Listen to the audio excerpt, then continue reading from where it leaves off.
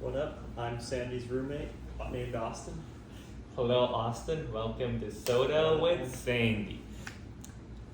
So this is Soda with Sandy's new segment, and it's called Humans, right? And in this, I'm mainly gonna be talking to people, like human beings, that lead interesting lives. And like, I wanted to start it off with someone I'm close to, and I was like, "You're someone I'm close to, and you can do interesting things with your life." So that's actually what this entire thing is gonna be about, and it's gonna be about that conversation we had. Like, I remember last year around this time, I was working in my internship, and you were basically like on the pro for internships, and you were going through those realms of those motions. Yeah, And that was we had 2021, right? Yeah. 2021, and we had those conversations about, hey, what are we gonna do after college? Are we gonna do anything with our adulthood? And I was talking about film, and you were talking about creating something that basically generates money and all of those things. And over last week, when we were talking about our progress in those aspects of life, you talked to me about this really interesting thing that actually got me thinking, and that was growth studies or progress studies. So, progress studies. Sorry, I know you were like, what the fuck? I didn't hear what you said for the first I time. said growth Oh, studies. growth studies. No, that's like, I don't know, that sounds like self-help. So I would say he loves self-help. But yeah, like we're mainly gonna be talking about progress studies, right? And do you wanna describe, like, anybody who's listening or anybody who's tuned in, what progress studies mean? Yeah, sure. So, essentially what progress studies is it's a pretty new academic field that tries to study how technology is advancing, why it advances, what can cause it to advance, what can hinder its development. It tries to analyze the world and looks to see why technology has developed the way it has, and pretty much why it doesn't look the way that people who predict the future. If you think about, if you've ever seen like old-timey depictions of the future, what thought it would be like, stuff. yeah, like very Jetsons type stuff with flying cars, like why the future looks very different from what people predicted during those eras, and kind of just a broad umbrella of economics and technology, I would say, and history as well. So in progress studies, right, that sounds really interesting. And like, how did you get the seed in the first place to think about that? I think it came from reading. I liked reading about economics, I liked reading about technology. Over time, I couldn't tell you exactly how I found it, but I just sort of stumbled upon this sort of just beginning to flourish field. It was very new. Progress studies was only coined as a term maybe 10 years ago. It's very new. And I kind of read what people had written about it. I liked a lot of what I was reading. I thought it was interesting, I thought it was fresh. There was a lot of ideas and just questions that I hadn't really heard other people ask before that I found really interesting. And that's what got me sort of hooked into it. That's cool, man. That's cool. And when you first started reading about these things and like thinking about these questions people had asked, right? Yeah. What is one of these questions I just want to ask you? So a classic example would be why, if you look back at how much progress there was from 1920 to 1970, which is a 50-year span, and then you compare that to 1970 to 2020, why was it that during the 50-year gap between the 20s and 70s, you saw everything change in every industry and every field? If you think about how the average person lived in America in 1920 versus 1970, it was a revolution in every industry. Pretty much every single aspect of life was touched. Whereas if you look at progress from 1970 to 2020, it's predominated by really only one thing, which you probably know. We all are very aware of it, Oh no, and my that's phone's technology. there. Yeah, phone here, mic here, laptop here. The common denominator is very little, surprisingly little, technological progress has happened since the 70s that hasn't been in some way or shape or form connected to technology. And industries outside of that have not changed. Like if you look at a kitchen from 1970 compared to today, looks about the same. Maybe there's a smart fridge now. Obviously these styles have changed. Not much has changed. Whereas if you look at 1920 to 1970, 1920, there's no refrigerator, there's no microwave, there's electric oven, you'd be lucky to have one. There's so many things that we take for granted that did not even exist during that period. And one of the questions progress studies tries to tackle is, why was there not another jump like that? From the 1970s to now, why did we not see another huge sort of massive leap forward in people's daily lives and standards of living, why do we only see one particular industry really take off? And I think it's an interesting question.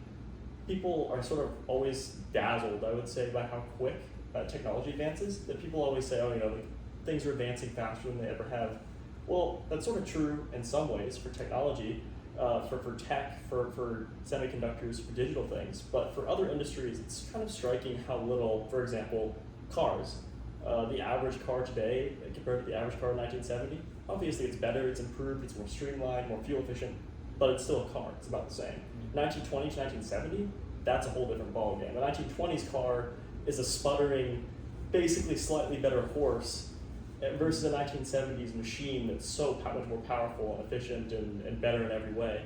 We really don't see those same sort of leaps anymore. I mean, the planes you fly on, that we fly on, they were designed in the 80s and 70s and 60s even for some of them, and they haven't really changed a whole lot since then, besides just adding more digital stuff to them.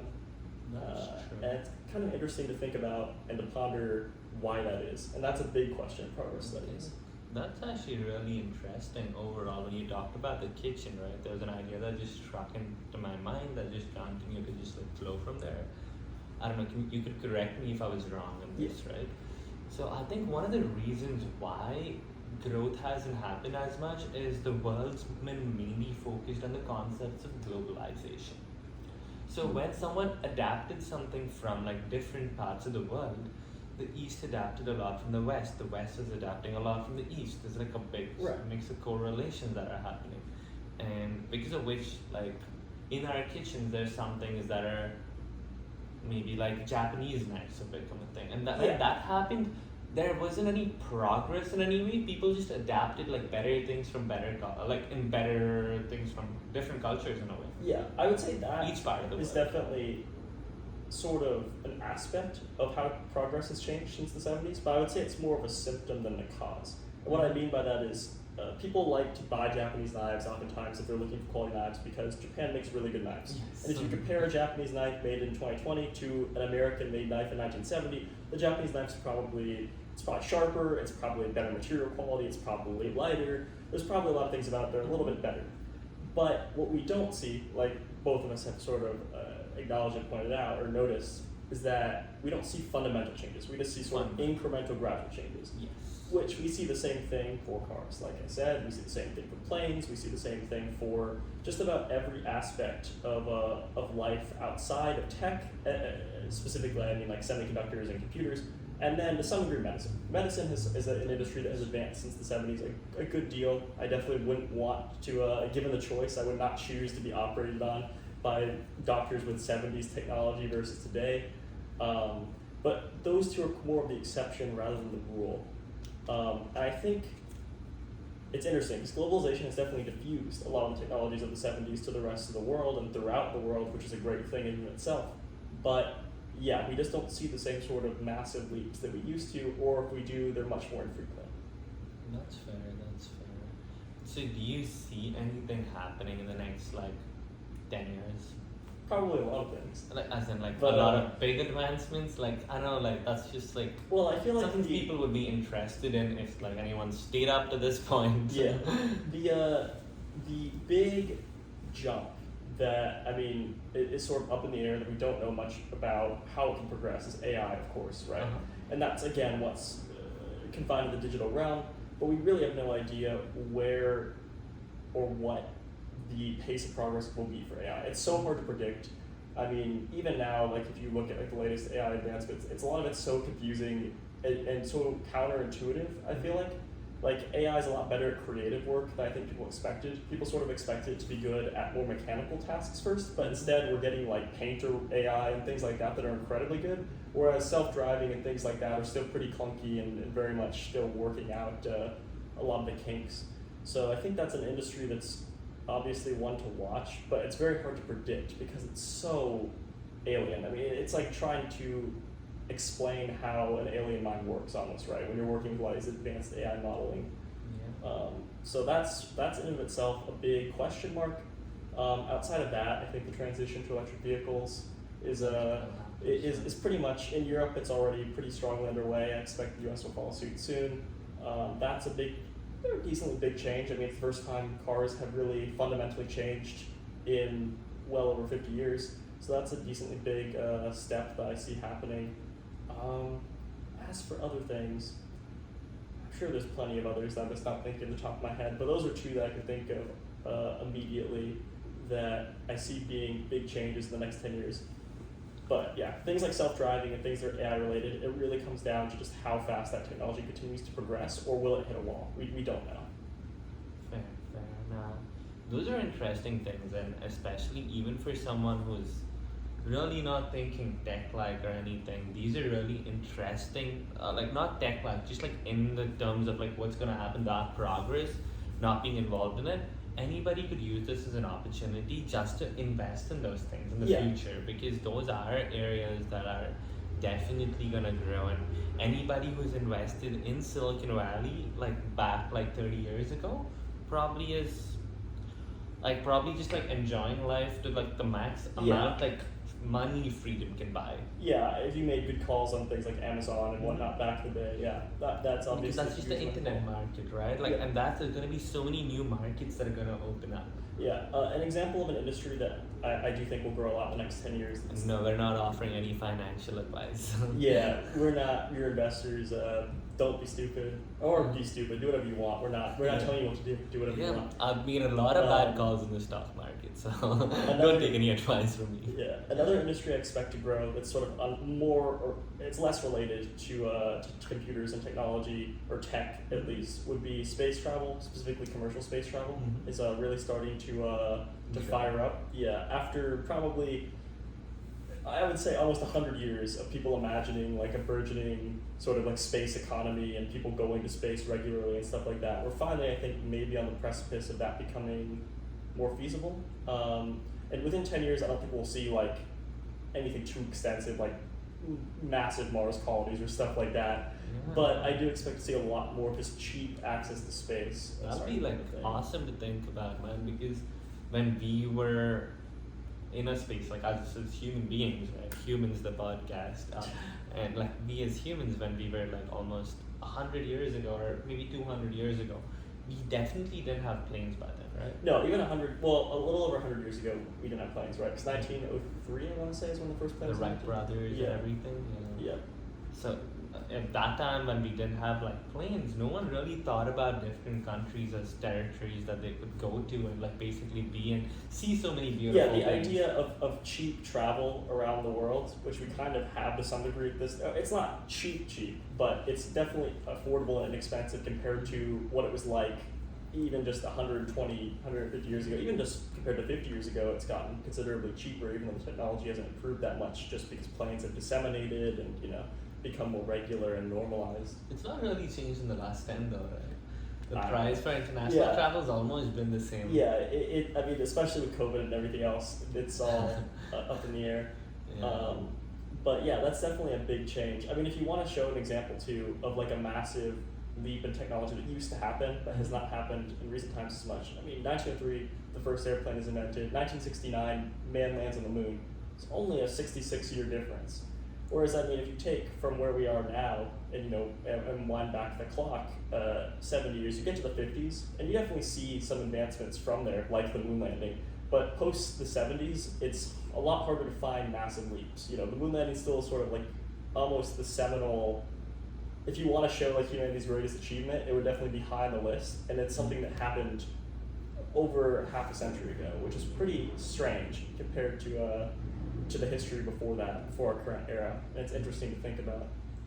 And dude, that actually kind of like makes me think, like, initially I was talking about why you got interested in progress studies, because that was a question that I thought about. But after that entire discussion about it, I really don't feel like I need to ask you that question. That's a really interesting topic, and we didn't even talk about like your ideas behind it or your thoughts. Just an overview. The overview, and the overview is that interesting. So I think it's very compelling. I think it asks a lot of questions which people just don't think to ask all that much or don't consider in their daily lives. I think they're potentially very useful questions, but also just really interesting to think about, and that's why I like it.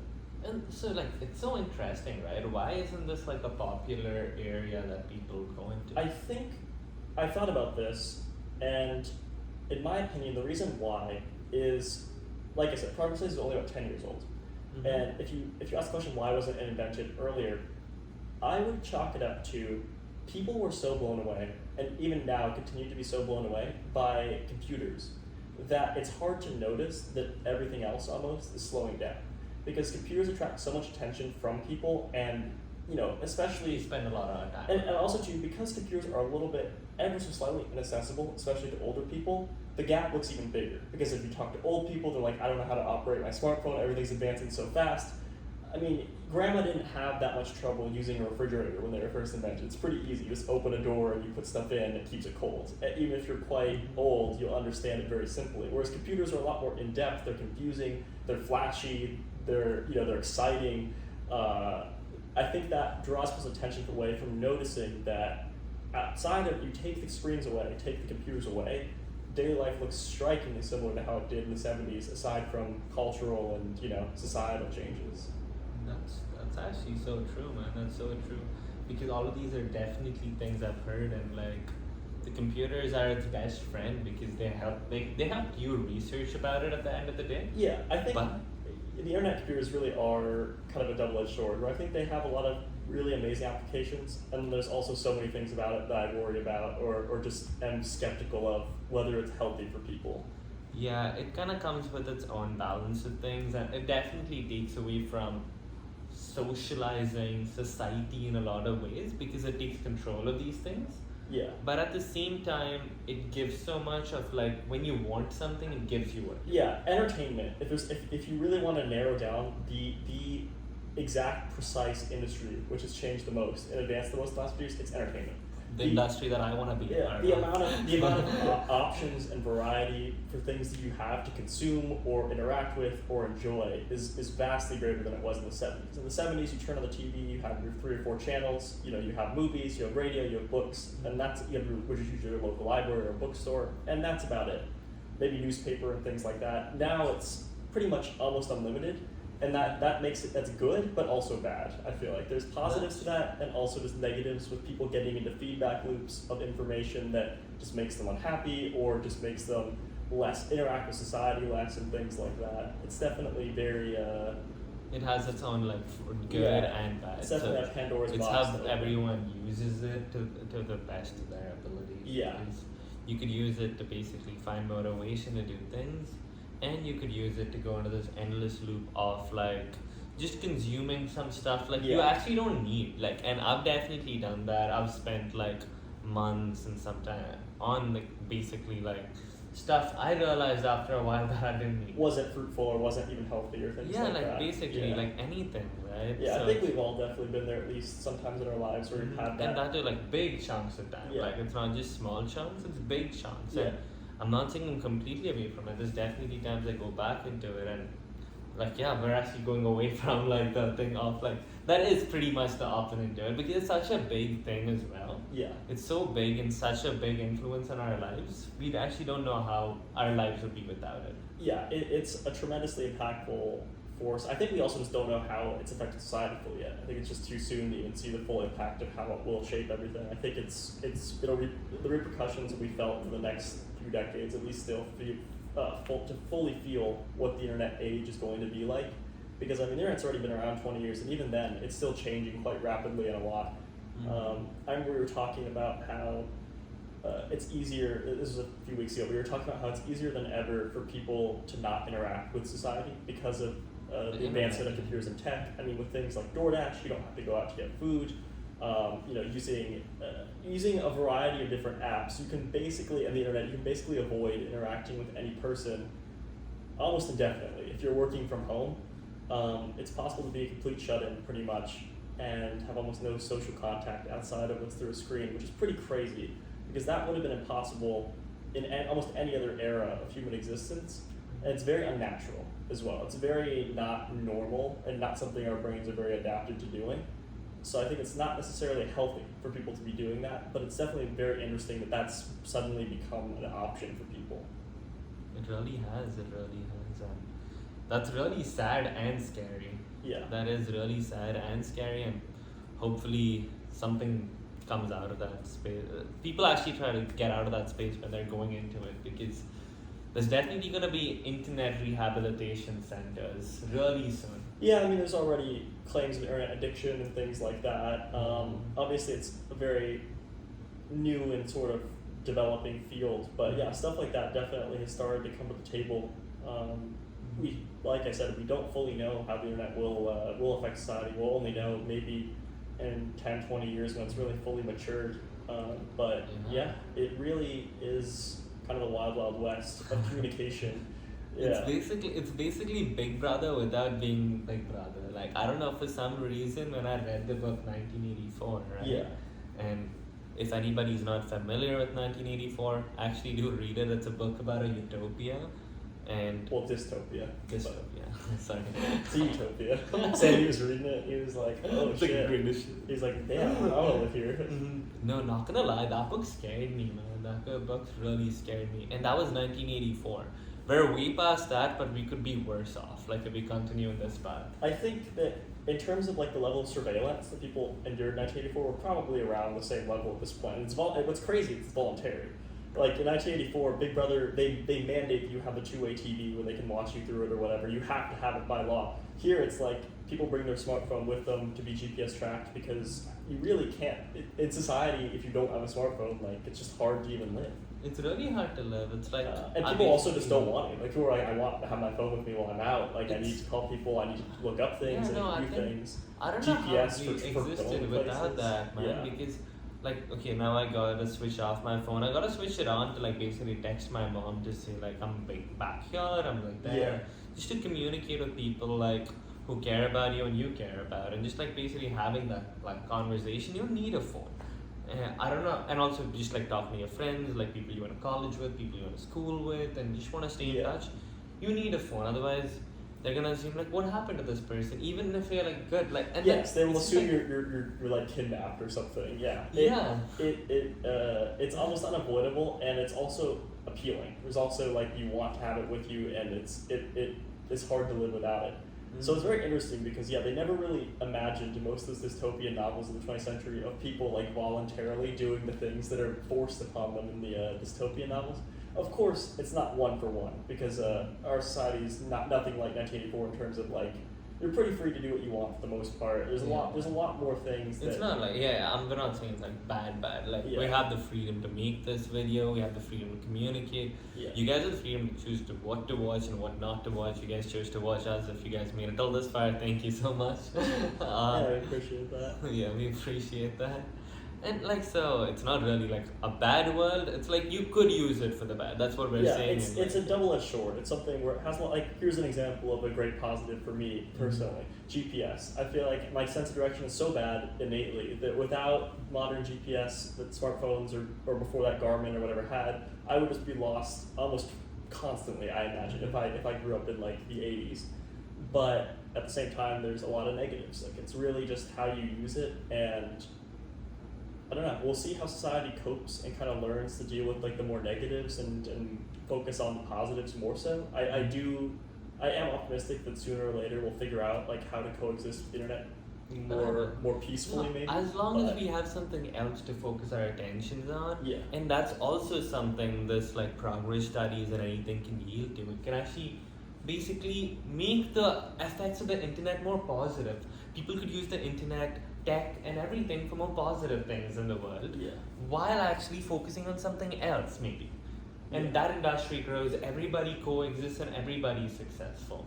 Yeah, I mean, there's obviously lots of paths to development, and I absolutely do hope, and like I said, I am fairly positive that we'll get to a positive outcome. I think, but it just takes some time. I think these are the growing pains. This is the era when it's just more difficult. Yeah, no, that's true. That's true, for real. So anything like, do you have any advice to anybody who's interested in this? Just somewhere to start with, like progress studies in a way. Yeah, we just I would had our recommend- roommate Drew.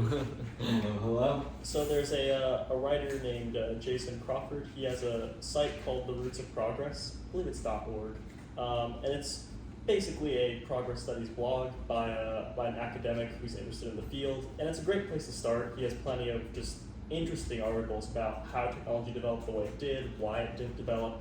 I mean, like he answers questions like why wasn't the bicycle invented earlier, and things like that as well. just like interesting questions related to technology and progress that I think it's a great place to start. He talks about the stagnation that we're sort of currently in. He just goes over a lot of the sort of principles or foundational parts of progress studies and some interesting jump off points, I would say. Oh, thank you for that, man, and thank you for being the first guest on Humans Absolutely. Soda with Sandy. And It's my pleasure. yeah, man, Very for honored. sure. Yeah, thank you again. And like basically, we can maybe, if people like this kind of content, we could maybe like talk about those things like other areas in progress studies, because that's genuinely something that interests me, and Yeah. I would love to learn from you about like certain areas that you see a specific like growth in, and we can discuss some of those ideas and those things. And Yeah, I'd be happy to. for sure, man. Thank you so much once again, and that's Soda with Sandy signing off.